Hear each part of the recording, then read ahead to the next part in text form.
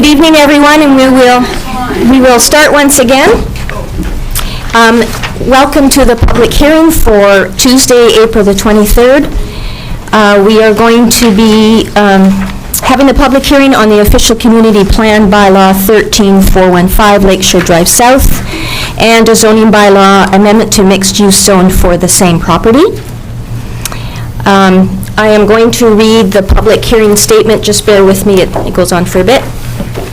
This public hearing is being held pursuant to Section 465 of the Local Government Act. During this public hearing, anyone who believes that his or her interest is affected by the proposed development will be given a reasonable opportunity to be heard or to present written submissions respecting matters contained in the bylaws that are the subject of this hearing. All information, correspondence, petitions, or reports that have been received concerning the subject bylaws have been made available to the public. Council may ask questions of staff and public, but once the public hearing is over, no new information can be received. Council debate on the bylaw will take place when the bylaw is considered after the conclusion of the public hearing, and I believe that is very close to the beginning of the agenda tonight. At that time, any questions of staff will be for clarifications only. I will be inviting the public to come forward and present their comments. Speakers are asked to state their name and address for the record. Speakers are encouraged to limit their remarks to 5 minutes and should include all relevant information in their presentation. Further opportunity will be afforded for all persons to speak a second or third time once all persons have had an opportunity to speak. I would now ask the Manager of Planning to introduce the first item. Thank you, Madam Mayor. The application we have for us tonight for this public hearing is for the property located at 13415 Lakeshore Drive. Now, this property, I think everybody here is familiar with, used to be the cannery property.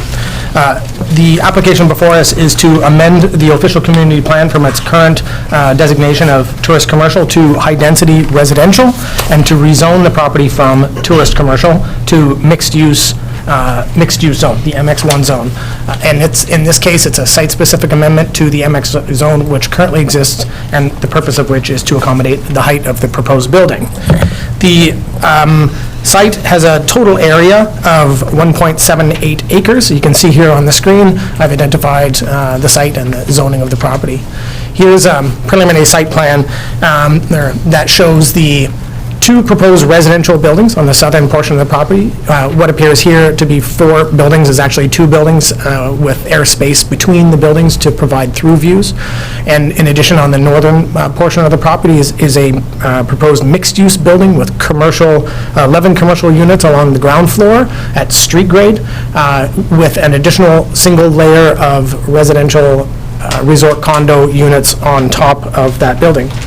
The total lot coverage for this site is well below the maximum allowable 40%. It's proposed at 32.8% lot coverage, and the floor area ratio is well below the permitted 1.5 within the MX1 zone at 1.08 floor area ratio. Here you can see a side profile of the site to give you an idea of the scale, both from the street grade and also from the lakeside. Now, from the street side, you can see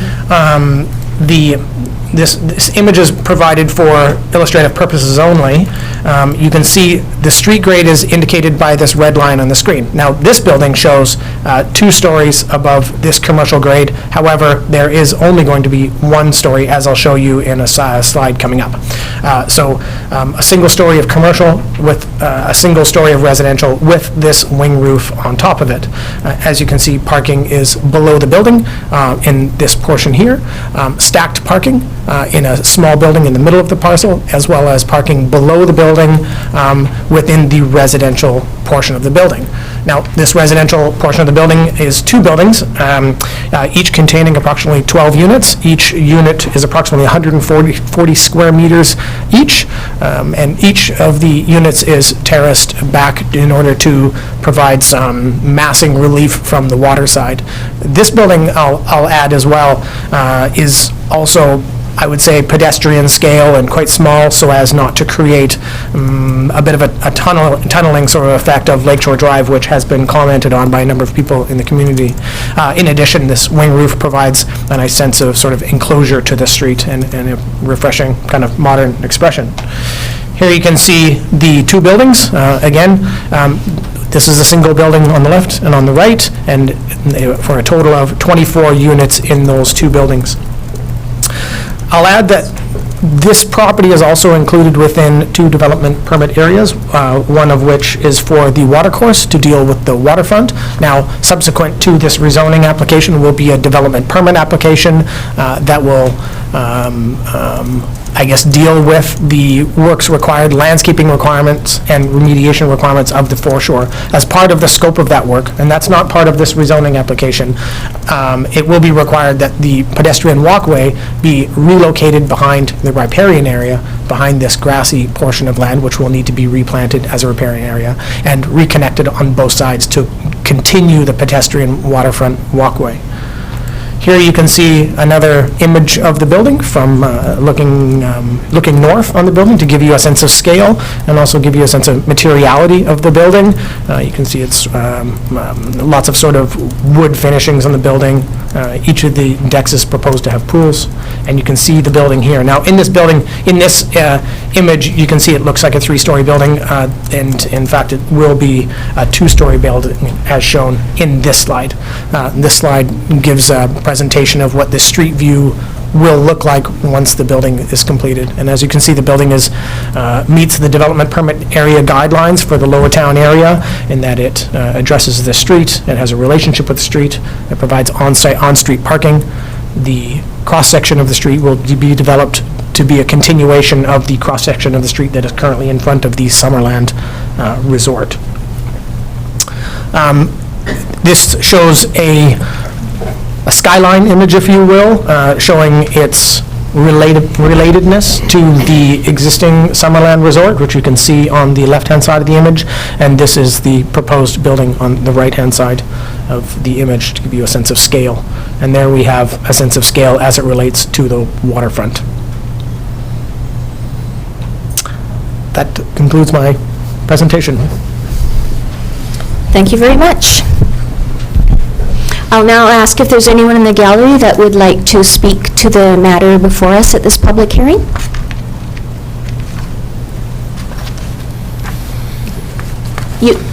You can simply just come to the podium. Diana, you're up first. And I have already submitted this. Yes. But there was a couple of questions that were not answered. I'm Diana Smith. I live at 6119 Solly Road. The renderings show docking and boats. I'm just wondering if that is actually going to happen. And are they public or are they private docks, if they are going to happen? Madam Mayor, at this time, there is no proposal for any works in the foreshore or within the lake area. The parcel fronting the property, the lake parcel, is a lease parcel owned by the District of Summerland. Oh, so that's not part of this development? Not currently, no. Okay. And the only other thing that wasn't really spoken about was the pools. Is there a rule, other than monetary from the developer, the pools for each of these units, when you're maybe 15 meters from the lake, is that a liability issue? Could there be flooding from it? And also, the penthouse suite has a secondary pool on the roof from the renderings. And is that an issue? Again, is that the top of the overall height of the building? We've had these discussions before about whether we include the occupied area of a roof as the overall height. So I'm not sure where that is in the planning rules and whether there'll be bylaws written for these occupied roof areas. Okay, thank you for that. Could Could you just restate your question, and then perhaps someone in council can bring it forward during the discussion later on in the meeting? Okay, so the pools, first of all, the pools in general, with the building's proximity to the lakes, how realistic or viable are those pools? Are there liability issues? And the pool that she's showing currently on the penthouse unit on the very roof, is that occupied roof space part of the overall height of the building? Thank you. Okay.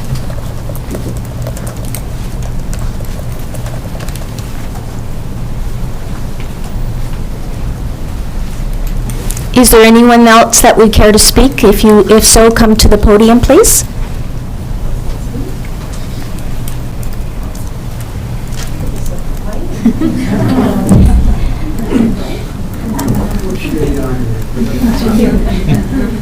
My name is Barb Perrin. I have, my address is 16015 Lakeshore Drive North. I have lived in Summerland for 30 years. This cannery has been here since we lived here, and in my opinion, it's an eyesore. I don't know what everybody else thinks, but it's taking up very beautiful and valuable land on the lakeshore, and I am in total support of this development. Not only will it bring in extra tourists to the area, it will increase our tax base, and it will look beautiful down there and attract a lot of people. So I am in total support. Thank you. Thank you.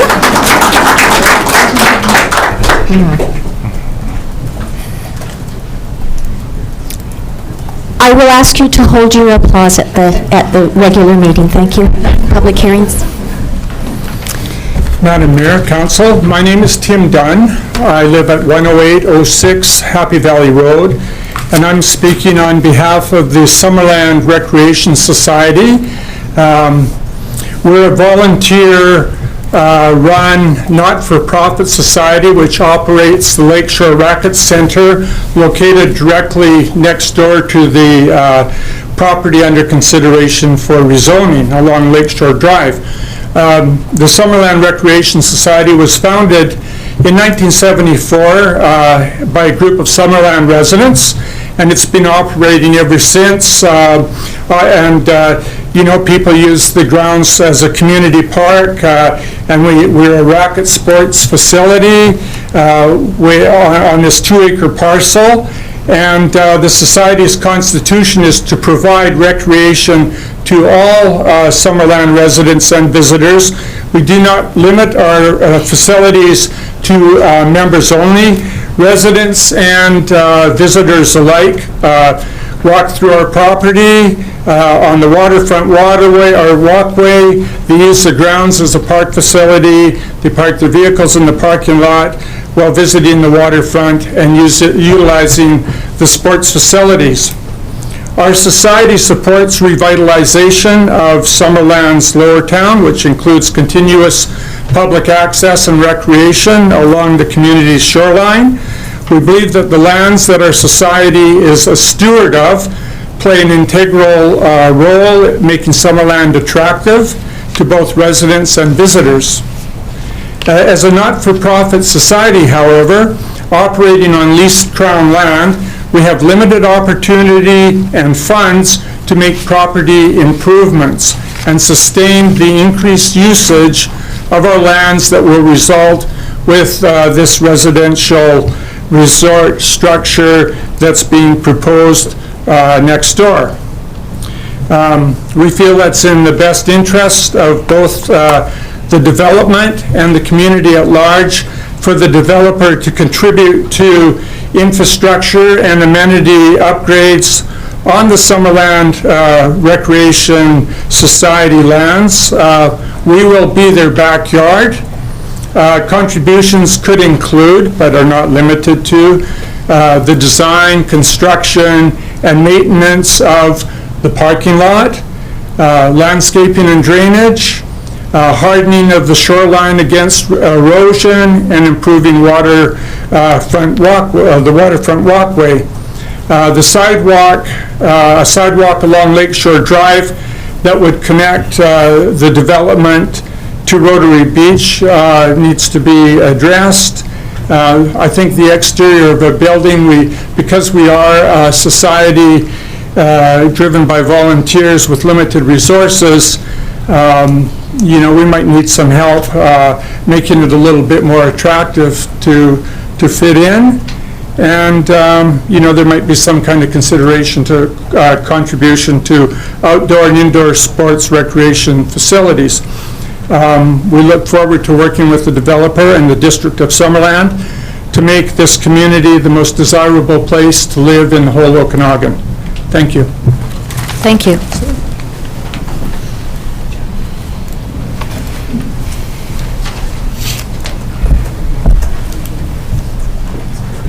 I'm Brian Cobb from number 11-15419 Lakeshore Drive, North. And we've only lived here for 5 years, and we love Summerland. However, in the last 3 or 4 years, we've had a growing concern about the community's ability to pay for projects that need just to maintain the beautiful Summerland. I think this project will not only stimulate the lower town, but will also provide an expansion to the tax base, which is rather narrow for a community, and hopefully provide some funds to be able to bring the important shoreline of Summerland back up to where it was. I would like to commend the volunteer group from the tennis center. I walk the dog along the walkway every day. And last summer, their group did a terrific job of cleaning up the foreshore walkway. And I was most impressed with their efforts. Thank you. Thank you.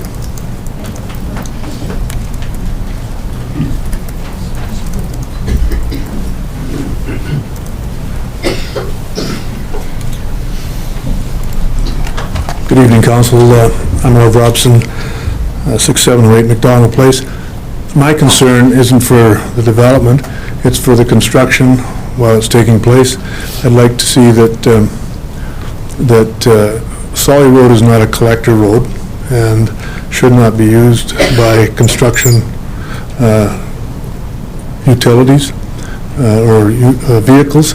So what we'd like to see Council deal with is the traffic going on the collector roads as opposed to the rural street that Solly's on. And I also wanted to know, did Mike Barrett sell that piece of property to the developers? Is that why it's joining the Sportsman's Center? Or is it still that divider in the middle there? Mr. Robson, I'll have somebody bring that forward during our discussion later on Thanks tonight. very much. Thank you.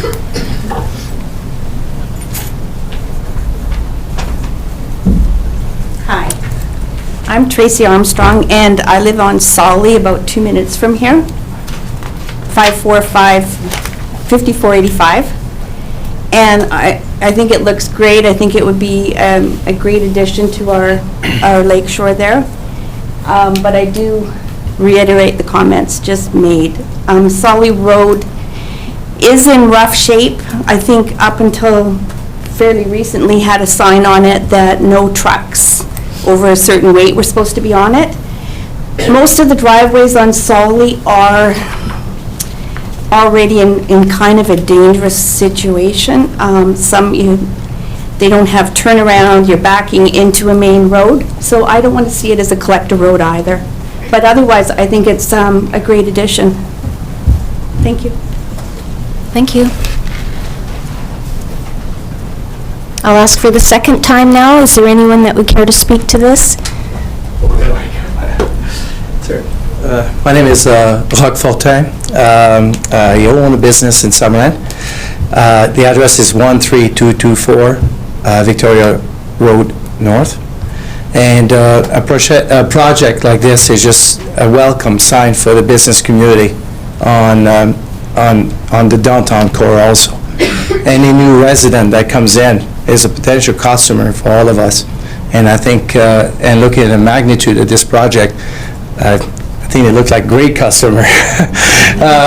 Love to. But I think a project like this is something that we really need, and it really helps Summerland. And like I said, like Tennis Club does a great job up there also, and I think that's we can all work together to embellish the Summerland and increase the tax base.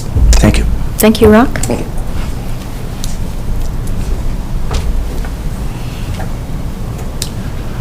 Hi, I'm Jed Maddock from 5904 Hill Crescent.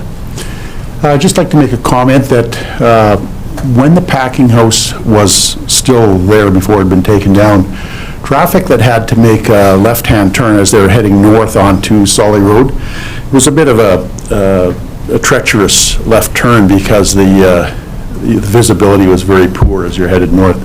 So as this development proceeds, I'd just like the engineering people to be cognizant of the fact that right now with the packing house gone, there's good visibility for traffic wanting to make that left turn, and that needs to remain that good visibility. So there needs to be some re-engineering there so that people can safely turn left.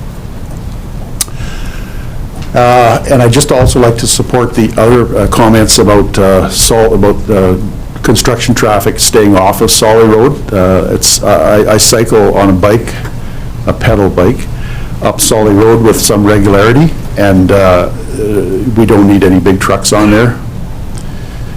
And there is a really small cycling lane right in front of where that resort is now that kind of ends just as you're heading north and you get past the packing house, the cycling lane ends, and the cyclists are forced back out into traffic.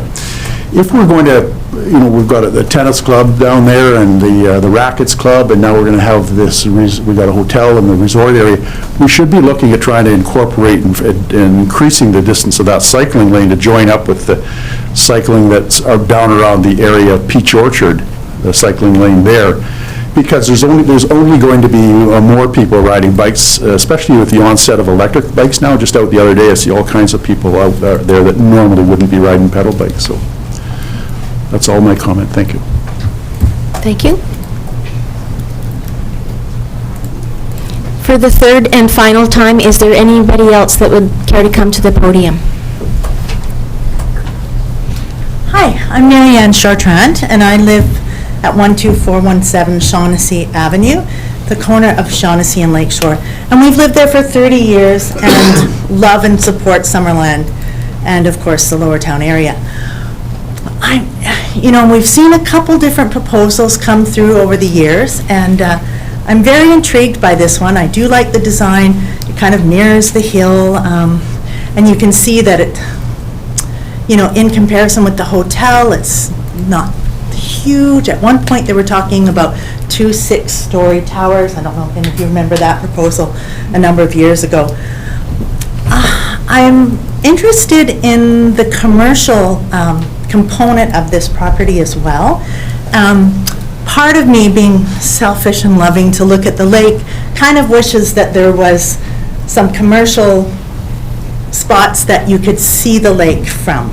So from what I'm understanding from this drawing is that the view from the commercial end will be on the hillside and not on the lakeside, unfortunately. We'd love to sit and have a coffee and overlook the lake, but so that is basically my comment. I'm just curious about the commercial side of it and would like to hear more. Thank you. Thank you.